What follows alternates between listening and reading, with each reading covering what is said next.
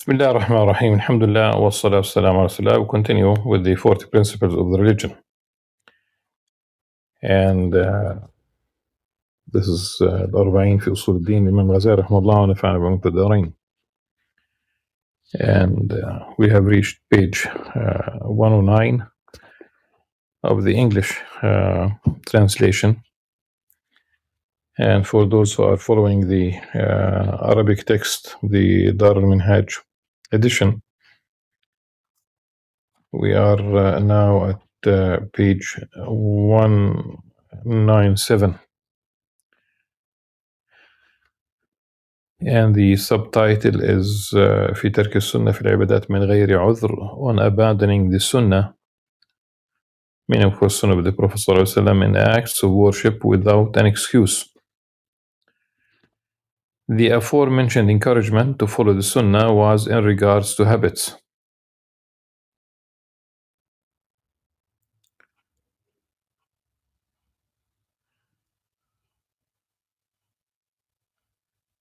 As regards acts of worship, I do not know of any reason for abandoning the sunnah without an excuse except hidden disbelief or manifest stupidity.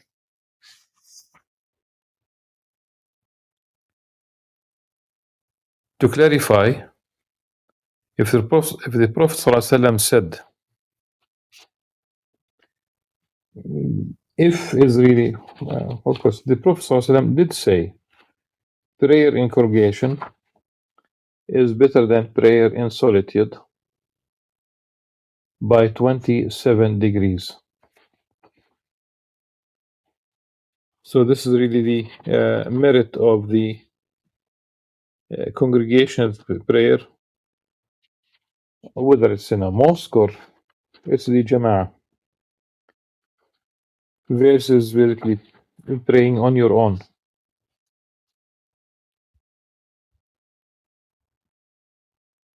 Of course, how can a believer allow himself to abandon it without an excuse?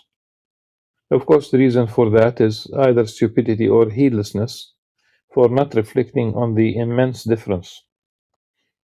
Whoever considers another to be stupid if he prefers 1 to 2, how could he not consider himself stupid if he prefers 1 to 27, especially with regard to the pillar of the religion, that is the salah, the prayer, and the key to eternal happiness? And this hadith about the 27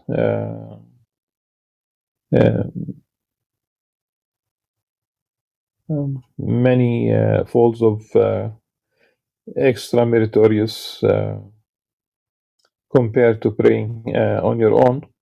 This hadith is narrated by Bukhari and Muslim. As for disbelief, it is for a person to think that the difference is not like that in reality, and that he sallallahu alaihi wasallam only mentioned it to motivate people to pray in a congregation. For what is the relationship? For what is the relation between the congregation and this particular number from among all other numbers?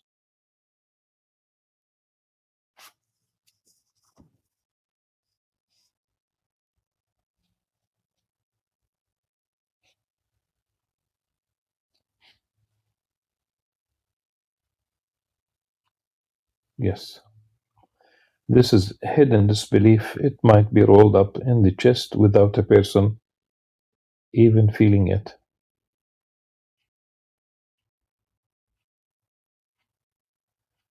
How great is the foolishness of someone who believes the astrologist and the physician in regards to matter more far-fetched than that, yet does not believe the Prophet ﷺ, who has been exposed to the secrets of the spiritual realm. If the astrologist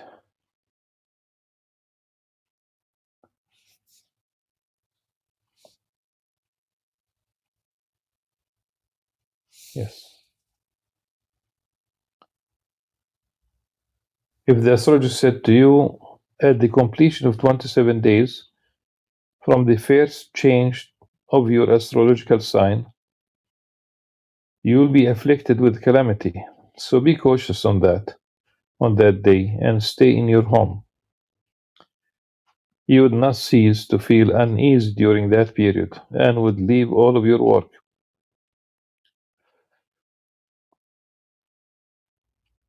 If you were to ask the astrologist about the reason for it, he would undoubtedly say to you, I estimated it to be in this period because there are 27 degrees between the astrological signs degree and the position of Saturn.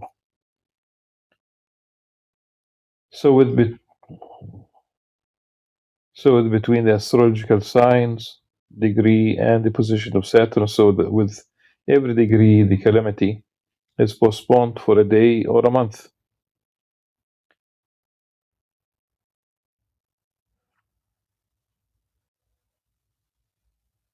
If it said to you that this is silliness by the person who holds it, since the two matters are unrelated, and that therefore you should not believe him, your heart would not be void of feeling. You would say, there are incredible things in the actions of Allah subhanahu wa ta'ala, whose relationships with one another are unknown. Perhaps their special properties are not perceptible. It is known through experience that they have an effect, even if their relations are unknown. However, if the affair goes back to a prophetic report about the unseen, you deny the likes of these special properties and seek the explicit relation. Is there any reason for this except a hidden idolatry? No, rather it is manifest disbelief, for there is no other interpretation for it besides it. So, in terms of, I would like to assume that everybody knows that astrology is كذب المنجمون ولو صدقوا.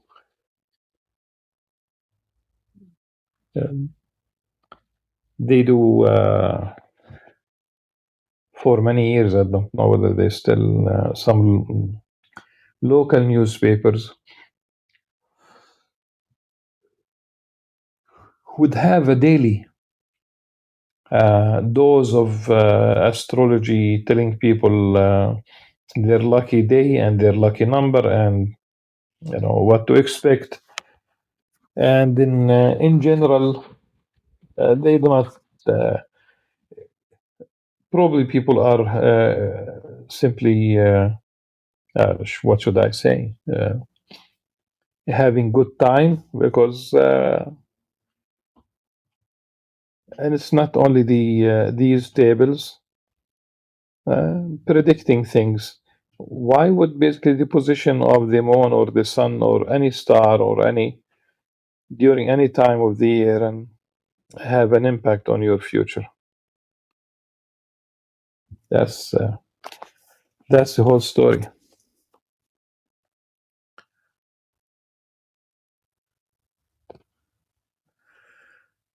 So the reason for all of this laziness is that the matter of your afterlife does not concern you. Indeed, when the matter of your worldly life concerns you, you are cautious. You are cautious about it by heeding the statement of the astrologist and the physician, and by doubt, optimism, and matters whose mutual interrelatedness is extremely far-fetched. You conform to the far-fetched interpretations because you obsess over the mere thought of something bad happening. If you were to reflect, you would know that this degree of caution is more appropriate concerning the eternal consequence. I find that it seems that in all societies, people create a meaning out of something that is absolutely normal, natural in the world, but they create fear, anxiety, and superstition, and as I said, in every single society, there are those who would not, like in the United States, they would not walk under a stretched ladder. They would be very concerned if superstitious, in a very superstitious way, if the mirror is broken, if they see a black cat crossing the street, they would stop back a little bit in the car and then continue again. That's I usually speak about the United States because I know the culture, but the same in our culture. I'm not talking about the Islamic part of our culture. I'm talking about the local culture, which really permits the superstitious attachment or interpretation that is to natural phenomena.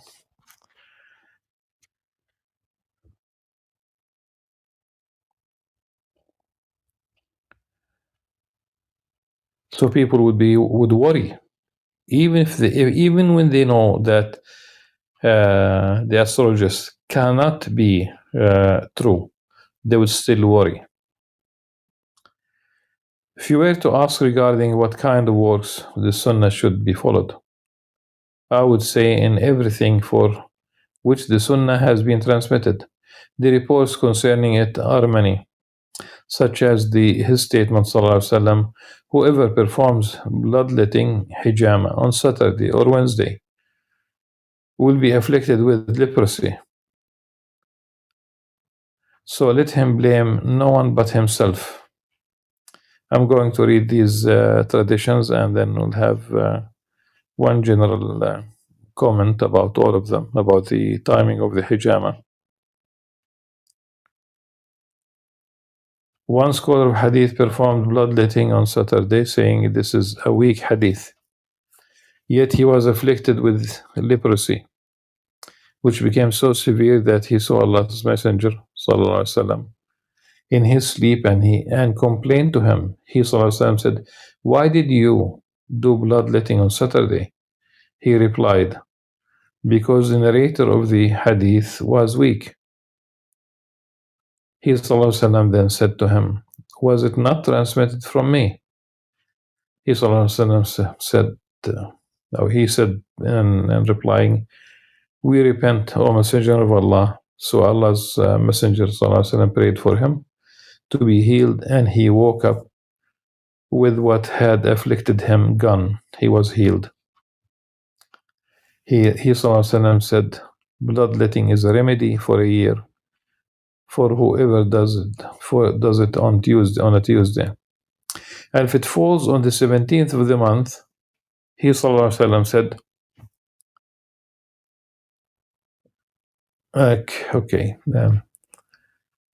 if it falls on the 17th of the month, then it becomes good for 1 year. He Sallallahu Alaihi Wasallam said, "Whoever sleeps after the late afternoon prayer loses his reason, so let him blame no one but himself." Okay, let me just comment first of all on the timing of the hijama, the bloodletting. So Imam Al-Ghazali seems that he is aware of scholars who say that this is not a sound tradition. And Abdurrahman bin Mahdi rahimahullah said, "ما صح عن النبي صلى الله عليه وسلم فيها شيء يعني في توقيتها إلا أنه أمر بها." That there is no sound narration about bloodletting. ما صح عن النبي صلى الله عليه وسلم فيها شيء. So these traditions, whether the first one about the Saturday or Wednesday, and the one about Tuesday on the 17th, no. If it's the Prophet commanded having hijama, but at the same time, and even the word commanded is very strong. You are free if you'd like to do hijama or not. But there is nothing about the timing. Nothing about the timing is true. That's the first thing.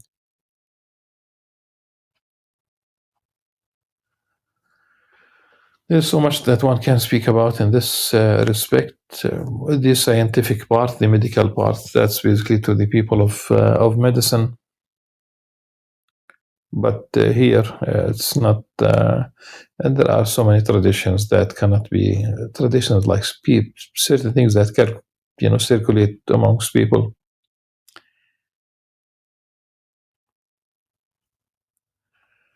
The very last hadith that we have read, there is still more. Whoever sleeps after the late afternoon prayer loses his reason, so let him blame no one but himself. And by the way, whether we talk about the the hadith that cautions us, or the hadith that recommends really doing the hijab on a specific day. So negation or affirmation about timing, none of them really is sound.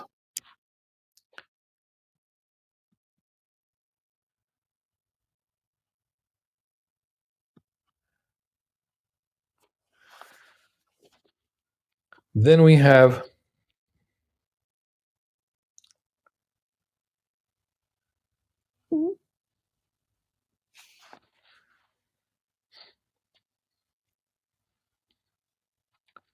من نام بعد العصر فاختلس عقله فلا يلومن إلا نفسه.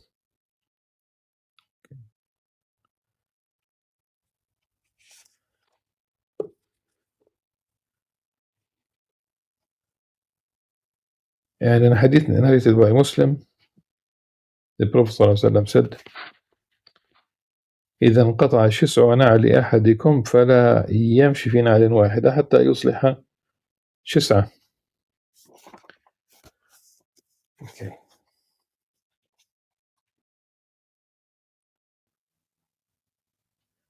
So the Prophet ﷺ said,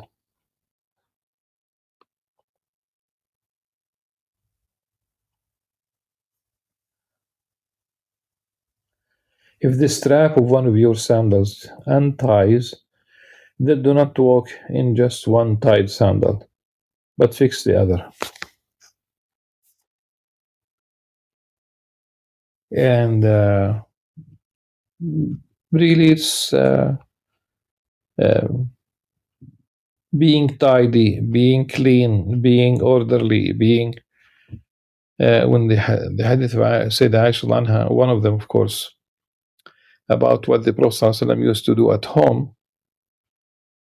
She said, كان يصنع شيئا يخزن شيئا. One of the meaning, obviously, for he was an orderly person. So it's really not it's not a beautiful scene to see somebody who's one of the sandals is tied and the other one, the strap, is hanging and probably swinging, and it might cause you to fall. Okay, so it's in this spirit, really.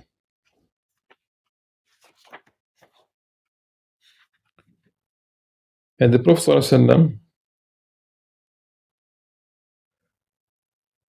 in this hadith,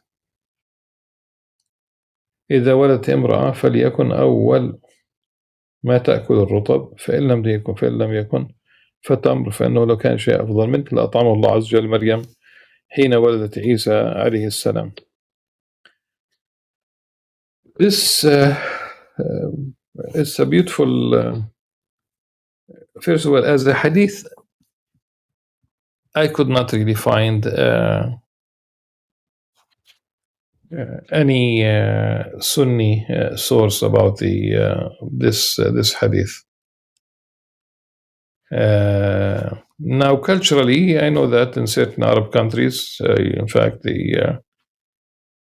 I took one night. There was a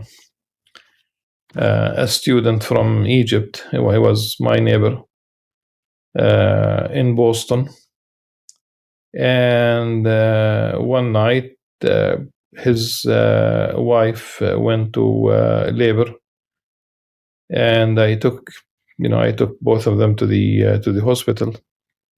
I had a car at the time, and when she entered to on her way to the delivery room, he told her, do not forget the fresh dates, rutab. And he mentioned her name. That's a cultural thing. It's not a religious thing per se that a woman who goes into labor should. The fresh dates, easy sugar, lots of minerals and vitamins. It should help. But it's not really a sunnah per se for a woman to do that. Now, since we have mentioned, because in this text, it mentions that the fact that Allah Subhanahu wa Taala provided for Maryam alayhi salam when she gave birth to Sayyidina Isa alayhi salam. Now, in the Quran, it does ask, say, Lady Maryam alayhi salam to shake the palm tree, and all miracles in to my knowledge, have always been associated with the minimum action. Sayyidina Musa alayhi salam splitting the sea with his staff. Allah subhanahu wa ta'ala could have split the sea for Sayyidina Musa without that staff, without that stick.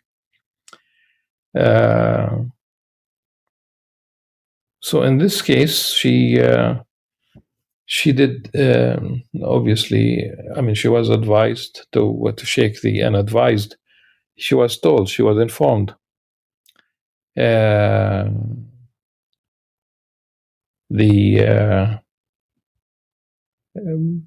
are so many things, beautiful things really about this context in the Quran.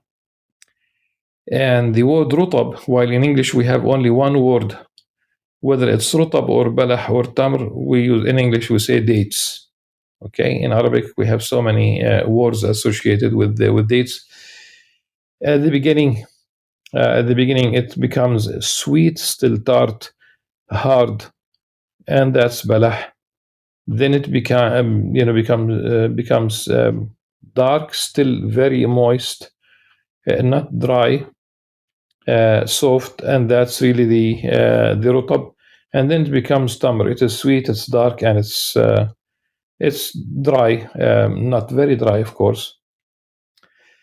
So it was rutab, and the timing of the rutab in our part of the world it is definitely like right now. In fact, one of my in-laws just brought us dates this evening, and fresh dates were already in for a while in town. I saw it at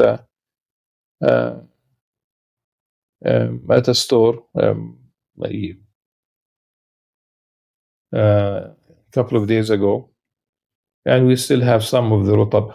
This is the season. What I'm trying to say, the birth of Jesus Christ, peace upon him, based on this story, must be around September, maybe early October, but never at the end of December.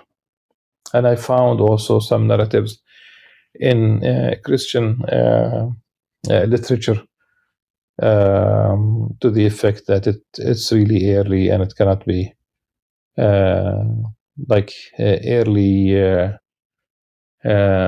early autumn, really. So this is the time of the year when Sayyidina Masih alayhi salam was born. But the hadith itself, as a chain, it's not sound. Then there is a hadith. It says that إذا أتي أحدكم بالحلواء فليصب منه وإذا طيب الطيب فليمس منه. Okay. So here we have a sunnah.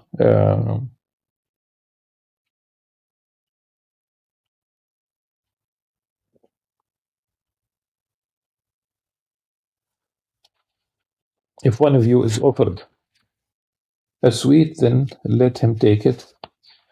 Let him take it.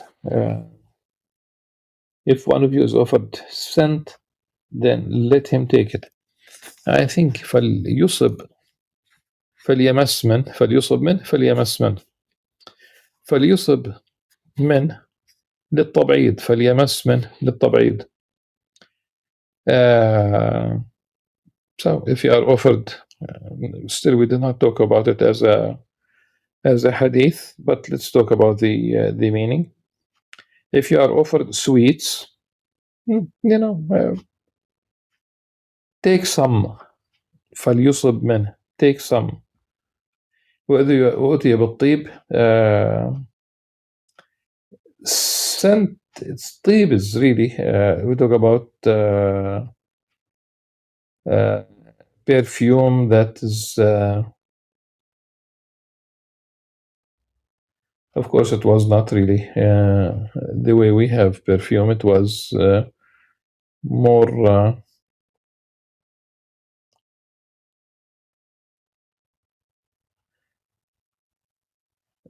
I'm going to use the word solid, okay, but it's not solid like a rock, okay. That's the فليمس, just simply have a little bit of that.